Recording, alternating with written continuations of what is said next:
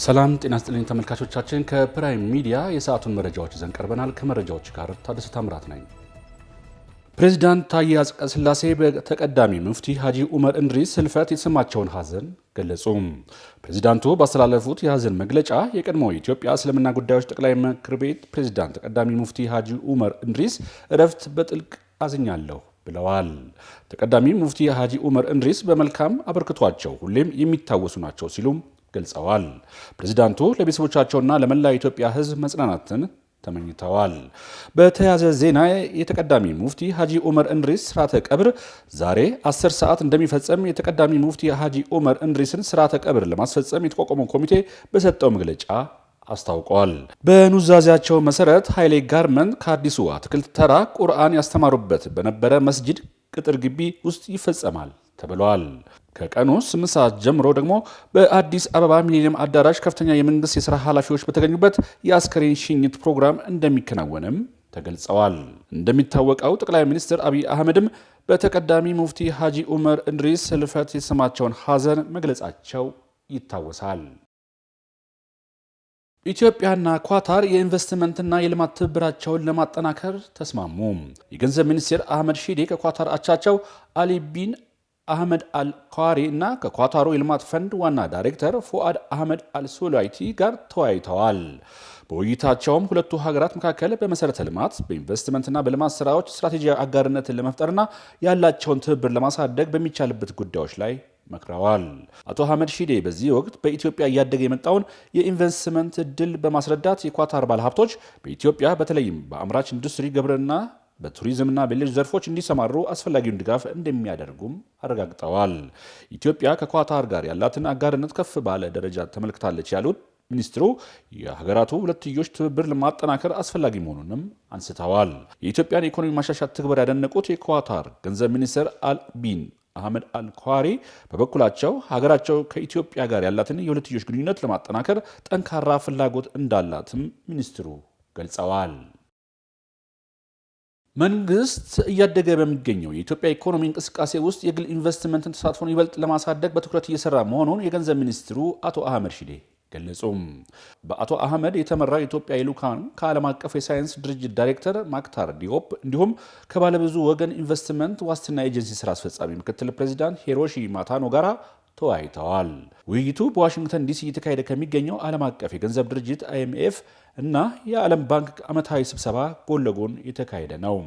በዚህ ወቅት ኢትዮጵያ የግል ኢንቨስትመንትን ለማበረታታት ከተቋማቱ ጋር ጠንካራ አጋርነት ለመፍጠር የሚያስችል ምክክርም ተደርጓል። የኢትዮጵያ ኢኮኖሚ ለውጥን ለማፋጠን በሚደረገው ጉልህ እርምጃ ውስጥ ስትራቴጂያዊ ትብብርን ከማሳደግ አንጻር ውይይቱ ጉልህ ሚና እንዳለው አቶ አህመድ ገልጸዋል። ይህ አጋርነት በኢንቨስትመንቶች ላይ የሚከሰቱ ውስንነቶችን ለመቀነስ ካፒታልን ለማሰባሰብና የግሉ ዘርፍ እድገት በኢትዮጵያ ቁልፍ ኢኮኖሚ ዘርፎች ውስጥ ያለውን ተሳትፎ ይበልጥ ለማላቀም እንደሚረዳም ተናግረዋል። ኢትዮጵያ ኤሌክትሪክ ተሽከርካሪዎችን በተመለከተ እያካሄደች ያለው መንገድ ለአፍሪካ ሀገራት ትልቅ ተስፋና ልምድ የሚሰጥ መሆኑን የአፍሪካ ኢሞቢሊቲ አሊያንስ አስታወቀ። የአፍሪካ ኢሞቢሊቲ አሊያንስ ማኔጂንግ ዳይሬክተር ዋንዶጄ እንደገለጹት ኢትዮጵያ የኤሌክትሪክ ተሽከርካሪዎችን በማስፋፋት እያስመዘገበች ያለው ከፍተኛ እድገት ለአፍሪካ ምሳሌ የሚሆን ነው ብለዋል። ይህ መሻሻል የአፍሪካ ሀገራትን የሚጠቅም ብቻ ሳይሆን የተስፋ ብርሃን ሆኖ የሚያገለግልና የኢትዮጵያ የአፍሪካ ኃይል ሽግግርን ለመምራት ያላትን ብቃት እንደሚያሳይ አጽንኦትንም ሰጥተዋል። ኢትዮጵያ በአጠቃላይ ፖሊሲ ማዕቀፍ በተለይም በነዳጅ የሚሰሩ ተሽከርካሪዎችን ወደ ሀገር ውስጥ እንዳይገቡ መከልከሏ በዓለም አቀፍ ደረጃ የመጀመሪያዊ ሀገር ያደርጋታል። ይህም የዓለም ስኬት ነው ሲሉም ገልጸዋል። ኢትዮጵያ በአፍሪካ የፈጣን ቻርጆች ባለቤት መሆኗ የተጠቃሚዎችን በራስ መተማመን ለማጎልበት ወሳኝ ሚና እንደሚኖረው ተናግረዋል። ተመልካቾቻችን ከፕራይም ሚዲያ የሚተላለፍላችሁ የሰዓቱ መረጃዎች እንደቀጠሉ ናቸው። አሁን ደግሞ ከውጭ ምንጮች ወዳገኘናቸው መረጃዎች እናልፋለን። በሊቢያ በ16 የማዘጋጃ ቤት ምክር ቤቶች ምርጫ የድምፅ ቆጠራ እየተካሄደ ነው። በሊቢያ በሶስተኛው ዙር የሀገሪቱ የማዘጋጃ ቤት ምርጫ በ16 ምክር ቤቶች ድምፅ መስጠትን ተከትሎ ቆጠራ እየተካሄዱ መሆኑ ተገልጸዋል። የከፍተኛ ብሔራዊ ምርጫ ኮሚሽን እንደገለጸው ድምፅ መስጠት በታለመላቸው ማዘጋጃ ቤቶች ያለ ችግር መካሄዱንም አስታውቋል። በሊቢያ በሁለት ቀናት አስተዳደር መካከል የተከፈለች ሲሆን በትሪፖሊ የሚገኘው ዓለም አቀፍ እውቅና ያገኘውን የብሔራዊ አንድነት መንግስት የሚመሩት ጠቅላይ ሚኒስትር አብዱል ሐሚድ ዳባህ የምርጫው መጀመሩንም አድንቀዋል። ድምፅ ለሊቢያውያን ዲሞክራሲ በብቃት ማለማመድ እንደሚችሉና የአካባቢ ምርጫዎች ለማስቻል እንደ ብሔራዊ ምርጫ ያሉ ተመሳሳይ ሁኔታዎች ለማካሄድ እንደሚቻልም ያረጋገጠ ነው ብለዋል። በሊቢያ የሚገኘው የተባበሩት መንግስታት ድርጅት የድጋፍ ተልዕኮ ምርጫውን እንደገና መጀመሩን በደስታ ተቀብሎ የአካባቢው አስተዳደር ተቋማት ሕጋዊነት ወደ ነበረበት ለመመለስ አንድ እርምጃ ነው በማለትም ገልጸዋል። ሊቢያውያን እነዚህ የማዘጋጃ ቤት ምርጫዎች ለረጅም ጊዜ ዘግይተው ላሉ የፓርላማና ፕሬዚዳንታዊ ምርጫዎች መንገድ ይከፍታሉ ብለው ተስፋ እንደሚያደርጉ አፍሪካ ኒውስ ዘግበዋል። ትራምፕ የጋዛ የተኩስ አቁም አሁንም እንደሚቀጥል አስታወቁም። የዩናይትድ ስቴትስ ፕሬዚዳንት ዶናልድ ትራምፕ በጋዛ የተኩስ አቁም አሁንም እንዳለ የእስራኤል ጦር ሐማስ ላይ ከፍተኛ ጥቃት ማድረሱን ከገለጹ ከሰዓታት በኋላ ተናግረዋል።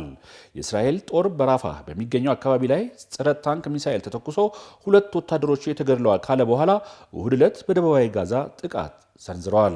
በጥቃቱ የእስራኤል በጋዛ በኩል የሐማስ ኢላማዎችን መምታቱን የተናገረ ሲሆን 44 ሰዎች መሞታቸውንም የሆስፒታል ምንጮች ገልጸዋል። ሆኖም ሐማስ በእስራኤል ቁጥጥር ስር ባለው አካባቢ ስለሚፈጠሩ ግጭቶች አላውቅም ብሏል። አይዲኤፍ የተኩስ አቁሙ ተፈጻሚነት አሁንም እንደሚቀጥልም ገልጸዋል። ሐማስ ለተኩስ አቁሙ ቁርጠኛ መሆኑን ተናግሮ ነገር ግን እስራኤል በመጣስ ክስ ሰንዝረዋል፣ ሁኔታው ወደ አጠቃላይ ውድቀት ሊገፋው ይችላል ሲልም አስጠንቅቋል ሲል ቢቢሲ ዘግቧል። ተመልካቾቻችን ከፕራይም ሚዲያ የሰዓቱ መረጃዎች ይህን ይመስላሉ። ሰላም።